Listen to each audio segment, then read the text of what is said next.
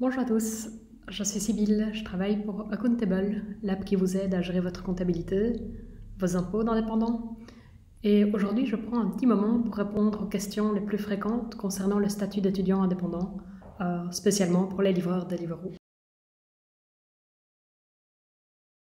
Le statut d'étudiant indépendant, c'est un statut d'indépendant sur mesure pour tous ceux qui ont entre 18 et 25 ans et qui étudient en Belgique ou dans un établissement qui est reconnu par l'État belge. Ça vous permet, tout en continuant vos études, de déjà facturer des clients et en fait de tester la vie d'entrepreneur en prenant un minimum de risques. C'est un statut très avantageux qui n'existe que depuis 2017.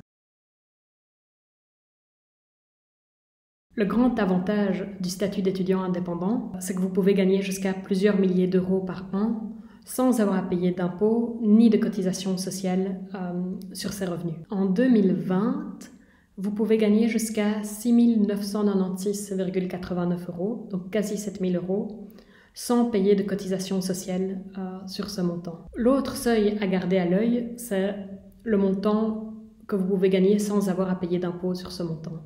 En 2020, vous pouvez gagner jusqu'à 8 990 € sous le statut d'étudiant indépendant sans devoir être imposé. Ces chiffres changent un tout petit peu chaque année et nous les mettons alors à jour sur notre blog où vous retrouverez toujours la dernière information.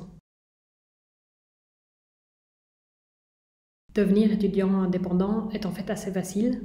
Vous pouvez même le faire avec notre app, avec Accountable. Vous téléchargez l'app, vous vous inscrivez, vous répondez aux questions qui vous sont posées. Donc oui, vous voulez vous inscrire comme nouvel indépendant, oui, sous le statut d'étudiant indépendant. Vous pouvez choisir même Deliveroo comme profession. À partir de ce moment-là, il y a un guichet d'entreprise partenaire qui va vous contacter pour finaliser votre inscription comme étudiant indépendant. Vous devrez fournir certains documents, donc votre carte d'identité, la preuve que vous êtes bien étudiant, et vous devrez aussi payer 89,5 € pour votre numéro d'entreprise et 60 € pour votre affiliation à la TVA. Une fois que tout ça est en ordre, tout cela est payé, vous devez compter peut-être une semaine à 10 jours avant d'obtenir dans l'app directement votre numéro d'entreprise et de TVA. Et vous pouvez à ce moment-là commencer à travailler comme indépendant. Attention, quand vous commencez, la caisse d'assurance sociale, donc qui vous envoie le paiement pour ces fameuses cotisations sociales, ne sait pas encore que vous allez gagner plus ou moins que 7 000 €. Elle vous demande donc de payer provisoirement chaque trimestre 79 €. Donc soyez préparés à payer cette somme qui vous sera remboursée si vous avez gagné effectivement moins de 6 996,89 € en 2020.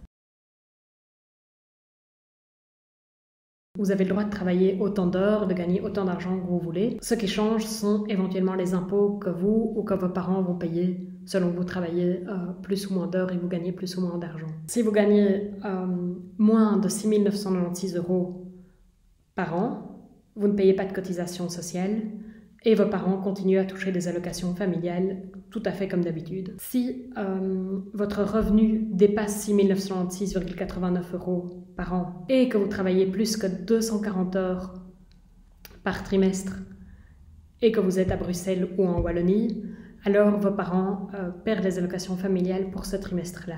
Si vous êtes en Flandre, que vous travaillez plus que 80 heures par mois et que vous gagnez plus que 6 996,89 € par an, alors vos parents perdent les allocations familiales pour ce mois-là. Une fois que vous gagnez plus que 6 996,89 €, vous commencez à payer des cotisations sociales de 20,5% sur la part de revenus qui dépasse les 6 996,89 € jusqu'à un plafond qui dépasse 13 000 €, où là vous êtes tout à fait taxé, vous payez des cotisations sociales comme un indépendant à titre principal. Les parents payent plus ou moins d'impôts selon qu'ils ont un ou plusieurs enfants à leur charge.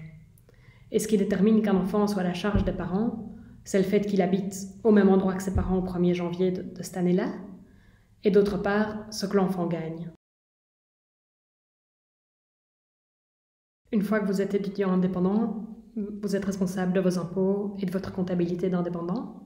Heureusement, notre app vous aide à faire tout ça beaucoup plus facilement. Vous l'avez peut-être sous les yeux, vous verrez qu'elle est assez facile à utiliser. Tout commence avec l'écran banque. Vous pouvez connecter votre compte en banque professionnel et vous voyez alors l'argent qu'il y a sur votre compte, ce que vous avez gagné auprès de vos clients.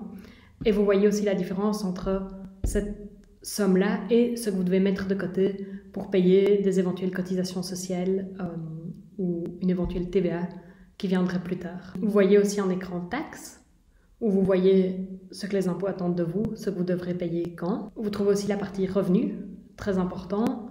C'est là que vous créez les factures que vous envoyez à vos clients, par exemple à Deliveroo, et que vous voyez le total de revenus que vous avez engrangé pour cette année-là. Et donc si vous approchez d'un seuil important pour vous ou pas. Et dans la partie dépenses, vous encodez en les scannant, en prenant une photo tout simplement avec l'appareil photo de votre téléphone, le total des frais que vous faites pour votre activité. Ce sont des dépenses sur lesquelles vous ne payerez pas d'impôts. L'application est pensée pour couvrir tous vos besoins de comptabilité et d'impôts comme indépendant. Et vous pouvez aussi toujours joindre notre équipe pour poser une question si quelque chose n'était pas clair, si vous aviez un doute. Et sachez en tout cas que vous recevrez toujours une petite notification qui vous rappelle quelle est la prochaine échéance fiscale à prendre en compte. Le statut d'étudiant indépendant, évidemment, est réservé aux étudiants.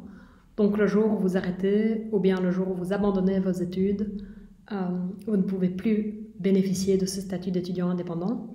Et vous devez aussi informer votre caisse d'assurance sociale que votre statut change. Vous pouvez aussi renoncer au statut d'étudiant indépendant, simplement en adressant une demande par écrit à votre caisse d'assurance sociale toujours. Le 30 septembre de l'année au cours de laquelle vous atteignez l'âge de 25 ans, quelle que soit la date de votre anniversaire, le statut d'étudiant indépendant ne vous est plus accessible non plus. Et donc à partir de ce moment-là, vous pouvez choisir d'y renoncer et de ne plus du tout fonctionner sous le statut indépendant, ou bien vous pouvez demander de prendre par exemple le statut d'indépendant à titre principal et de poursuivre votre activité dans cette direction-là.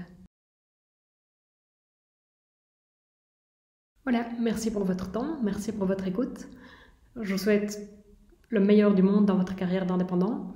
Et si vous aviez la moindre question par rapport à ce statut-là, par rapport à vos obligations, par rapport à votre comptabilité, n'hésitez pas à joindre notre équipe, que ce soit par notre site ou par notre app. À très bientôt!